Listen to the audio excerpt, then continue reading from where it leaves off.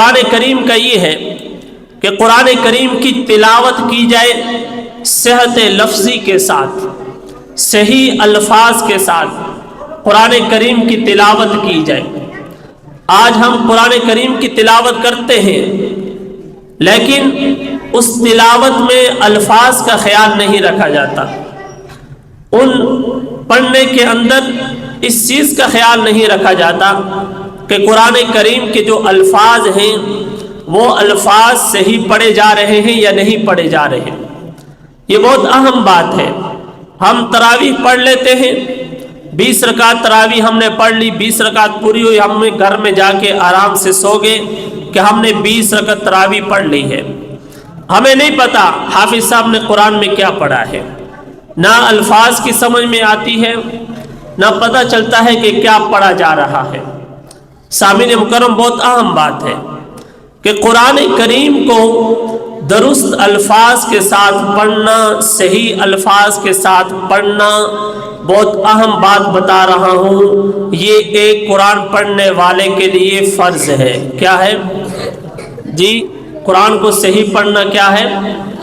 فرض ہے۔ قرآن کو تجوید کے ساتھ پڑھنا کیا ہے؟ فرض ہے۔ فرض آپ جانتے ہیں کسے کہتے ہیں؟ کہ جب تک اس کام کو نہ کیا جائے انسان گناہگار ہو جاتا ہے۔ نماز فرض ہے، جو نہیں پڑھے گا کیا ہوگا؟ جی بولیے گا، کیا ہوگا؟ گناہگار ہوگا۔ کیوں گناہگار ہوگا جی؟ کہ اس نے نماز نہیں پڑھی، پڑھنی اس کے اوپر کیا تھی؟ فرض تھی۔ قرآن کا پڑھنا نماز کے اندر فرض ہے۔ کیا ہے جی؟ فرض ہے۔ اتنا قرآن کا سیکھنا جس سے نماز درست ہو جائے، اس کا سیکھنا بھی کیا ہے جی؟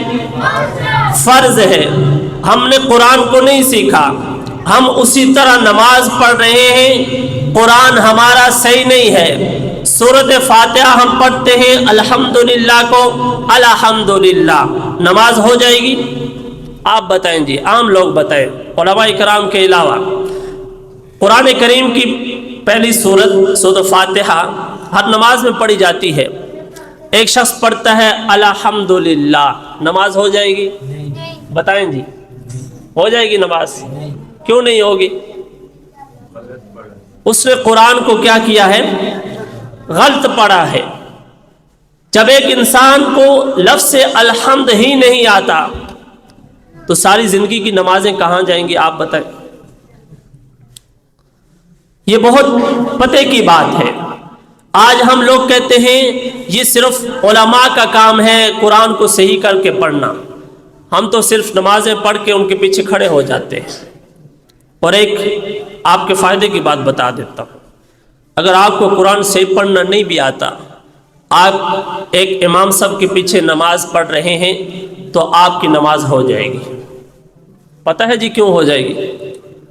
جی امام صاحب کے پیچھے جب آپ نماز پڑھ رہے ہیں، آپ کو قرآن پڑھنا نہیں آتا، آپ کی نماز ہو جائے گی۔ کیوں ہو جائے گی جی؟ کون بتائے گا؟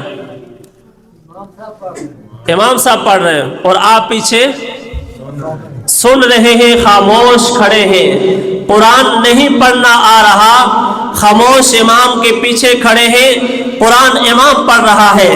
اللہ نے آپ کو سہولت دی ہے، مسجد میں جاؤ گے، امام کے پیچھے کھڑے ہوگے، نماز پڑھو گے، قرآن نہیں پڑھنا آتا پھر بھی نماز ہو جائے گی۔ یہ ہے جماعت کی برکت۔ لوگ کہتے ہیں ہم اپنی نماز پڑھ لیں گے، بہت سارے لوگ کہتے ہیں ابھی دکان کا ٹائم ہے، بعد میں اپنی پڑھ لیں گے۔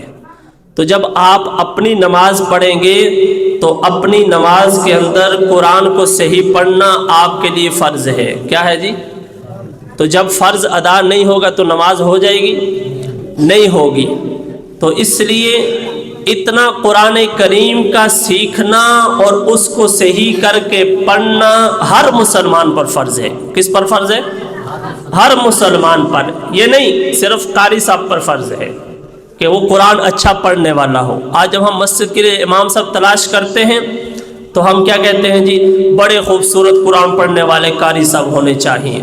ہم سب اس بات کا کرتے ہیں کہ قاری صاحب ایسے ہوں جو قرآن اچھا پڑھنے والے ہوں۔ بہت اچھی بات ہے، ہم اس چیز کا خیال رکھیں، لیکن ساتھ ساتھ ہم یہ بھی خیال رکھیں کہ ہمارا قرآن بھی صحیح ہونا چاہیے، کیونکہ ہر وقت نماز قاری سب کے پیچھے نہیں ہوتی، سنت نفل تو اپنے ہی پڑھنے ہوتے ہیں۔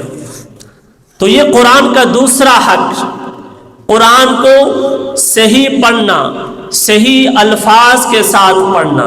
تو میں نے بات وضاحت سے آپ کے سامنے عرض کر دی کہ یہ ہر مسلمان پر فرض ہے، صرف قراء کرام پر فرض نہیں ہے۔ ہاں، جو ہمارے ہاں ایک تجوید پڑھائی جاتی ہے، اس کے مختلف کورسز ہیں، وہ ایک الگ چیز ہے، لیکن قرآن کو صحیح الفاظ کے ساتھ پڑھنا یہ ہر مسلمان پر فرض ہے۔ تو کون کون اس فرض کو ادا کرے گا؟ جی، کون کون اس فرض کو ادا کرے گا کہ وہ قرآن کو صحیح پڑھے گا؟ یہ قرآن کا حق ہے، ہم نے اگر یہ حق ادا نہیں کیا تو ہم قرآن کے مجرم ہیں۔ کس کے مجرم ہیں؟ قرآن کے مجرم ہیں۔ آج یہاں پر آپ کو دیگر مجرم مل جائیں گے، فلاں جگہ کا مجرم ہے، فلاں جگہ کا مجرم ہے، فلاں جگہ کا مجرم ہے، لیکن اگر میں یہ کہوں نا کہ ہم سب قرآن کے مجرم ہیں تو بات جھوٹی، بولے جھوٹی نہیں ہے، کیونکہ ہم نے قرآن کا حق نہیں ادا کیا، ہم نے قرآن کو سیکھ کر صحیح نہیں پڑھا۔ اور جب انسان قرآن صحیح پڑھتا ہے تو پھر کیا ہوتا ہے؟ وہ قرآن انسان کے دل میں اتر جاتا ہے۔ یہی قرآن تھا نا، جب صحیح پڑھا جا رہا تھا تو اس کو سن کے حضرت عمر فاروق کا دل نرم ہو گیا تھا۔ یہی قرآن تھا، جب پڑھا جا رہا تھا تو حضرت عمر کے دل کی میل ختم ہو رہی تھی، اور حضرت عمر نے وہ قرآن پڑھ کے اسلام قبول کر لیا تھا۔ قرآن تو یہی تھا جو آج قاری صاحب نے مصلی پہ کھڑے ہو کے پڑھا ہے، لیکن اس وقت جب حضرت عمر کی بہن نے پڑھا تھا تو حضرت عمر کی بہن نے جب پڑھا تو حضرت عمر کا دل صاف ہو گیا، انہوں نے اسلام قبول کیا۔ یہی قرآن ہے، جب اس کو صحیح پڑھا جاتا ہے تو پھر جب ماں صحیح قرآن پڑھتی ہے تو بیٹا نیزے پہ قرآن سناتا ہے۔ یہی قرآن ہے کہ جب اس قرآن کو انسان صحیح پڑھتا ہے تو اس قرآن کو سننے والوں کی آنکھوں سے آنسو جاری ہو جاتے ہیں۔ قرآن خود کہتا ہے وَإِذَا سَمِعُوا مَا أُنزِلَ إِلَى الرَّسُولِ تَرَىٰ أَعْيُنَهُمْ تَفِيضُ مِنَ الدَّمْعِ مِمَّا عَرَفُوا مِنَ الْحَقِّ۔ قرآن کہتا ہے کہ جب قرآن صحیح پڑھا جاتا ہے تو سننے والوں کی آنکھوں سے آنسو جاری ہو جاتے ہیں۔ آج میری اور آپ کی آنکھوں سے آنسو نہیں جاری ہو رہے، کیا وجہ ہے؟ کبھی آپ نے سوچا؟ حالانکہ قرآن جب پڑھا جاتا ہے، حضور نے فرمایا کہ جب قرآن پڑھا جائے تو قرآن کی یہ اثر ہے، یہ تاثیر ہے کہ وہ سننے والوں کو اس حالت پر مجبور کر دیتا ہے۔ ایک ہمارے لاہور کے بزرگ ہیں، آپ نے نام سنا ہوگا، داتا علی حجویری صاحب، نام سنا ہے نا؟ داتا دربار جو لاہور میں ہے، ان کا نام کیا تھا؟ بزرگوں کا کوئی شخص بتائے گا؟ ماشاءاللہ جی، بھائی کو نام آ رہا ہے، کیا نام ہے جی بھائی جان؟ عثمان بن علی۔ کیا نام تھا جی حضرت داتا گنج بخش علی حجویری کا؟ یاد کر لیں، بابا جی کا نام آج یاد کر لیں، کیا نام ہے؟ عثمان۔ کیا نام تھا جی؟ عثمان نام تھا۔ تو عثمان بن علی، ان کے والد کا نام علی تھا۔ ان سے کسی نے پوچھا کہ اگر کوئی شخص قرآن پڑھ رہا ہے، سن رہا ہے، اس کی کیفیت یہ نہیں بڑھ رہی کہ وہ روئے، تو انہوں نے فرمایا پھر اس شخص کو چاہیے کہ وہ اپنے مقدر پر روئے۔ کس پر روئے جی؟ اپنے مقدر پر روئے کہ وہ اللہ کا قرآن پڑھ رہا ہے، سن رہا ہے، اسے رونا نہیں آ رہا۔ تو سامعین مکرم، یہ بات سوچنے کی ہے، کیا ہماری حالت ایسی ہو رہی ہے آج؟ یہ قرآن کا دوسرا حق کہ قرآن کی تلاوت صحیح کی جائے، صحیح الفاظ کے ساتھ اس کی ادائیگی کی جائے۔